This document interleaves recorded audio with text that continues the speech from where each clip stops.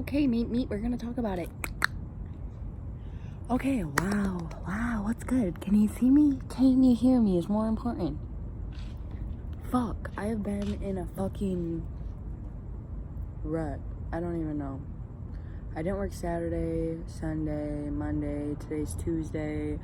Monday I was supposed to go to Vegas. My car, whatever, so that just kind of sent me back. I was going to go try out for something, and yeah, that kind of just fucked me up. But I did go to hot yoga today with my girlfriend, and it was amazing, and I appreciate her so much.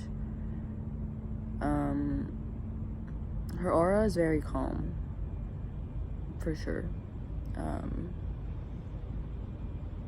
I can feel it, I can sense it. She's kind of got this maybe white aura around her. So we went to hot yoga. It was good. We were supposed to go to Vegas together, and then we didn't, so yeah. But so I'm just been reading this book today, and just wow.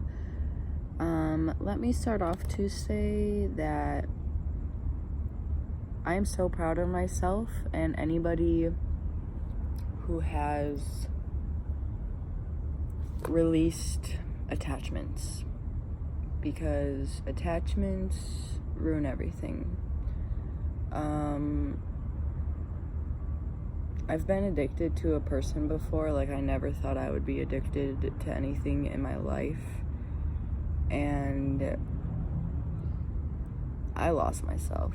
That is honestly the most, do I say, craziest thing I've ever experienced or been through or allowed myself to go through, or and it's I came to a point where I forgave them, but I guess I didn't forgive myself for so long, and now I'm barely just starting to forgive myself almost 2 years later. And it's forgive myself because now that I'm learning all of these skills and learning what I was doing and what I was not doing, it does obviously give you a lot of self-reflection, oh bitch, haha, what the fuck were you doing? So it was really hard for me to come to terms with you low-key knew that this was going on, you low-key knew that this was happening, or the fights or whatever, and you stayed and you just kept saying, and you just kept trying to get something out of somebody that wasn't even there, and you were trying to give something to somebody that they weren't even receptive to, and it's just so many things that you have to forgive yourself for, and that's very obviously more important than forgiving somebody else. But you have to forgive somebody else too, otherwise you're just gonna hold on to that forever. And currently I'm just trying to attract a better future, create a better future, live currently more peacefully in the now. What did I just read and I wanted? Oh, emotions. So I know I've talked about a lot of emotional mind, wise mind, rational mind, and I would say that pretty much almost my whole life, maybe, I was really always in my emotional mind, obviously, as I've said before. But here in this book it says, an emotion is a chemical in the body that normally passes fairly quickly unless you build a story behind it, and then it becomes anchored. And that is ego attachment. And for so long, I always would put a story or why this happened or this happened with an emotion.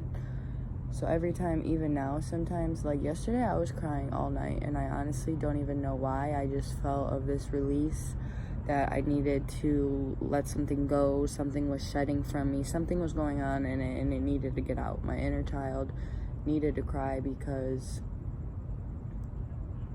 I don't know. I think sometimes I get so disappointed and just kind of upset with myself that I'm not showing up for myself as much as I should be.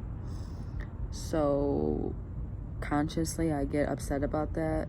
or I would say subconsciously I get upset about that, because consciously the choices I'm making are kind of not directing me towards the future I want. Like, they're still kind of holding me hostage towards the past, and I don't want that. And so, like, it's frustrating me, like, on another level, in a higher degree, in another realm, and I don't know what to do about it.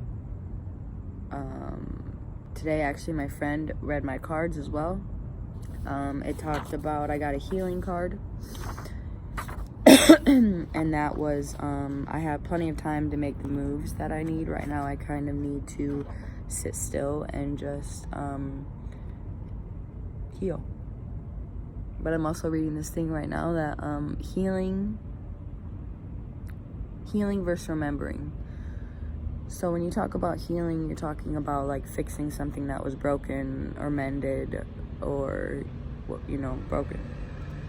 But when you're remembering something, like you're remembering all those things, the good, the bad. You're remembering the events and what happened, but you're allowing yourself to analyze it, objectively look at it, accept it, and just then kind of like let it pass. And I think that's really important. And the woman that I was a couple years ago, I wouldn't even call that girl a woman. I would call her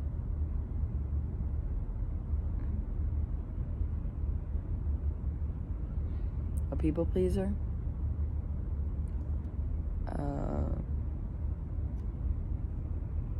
I didn't have any boundaries. And boundaries are so important. Boundaries and communication, I would say. And another thing I want to talk about really quick is loyalty. Because what it talked about in the book is loyalty. And my version of loyal is a lot not the same as any other version of loyal, and your version of loyal is not the same as any other version of oil. Whatever, you know what I meant. So it doesn't even matter, but it's the fact that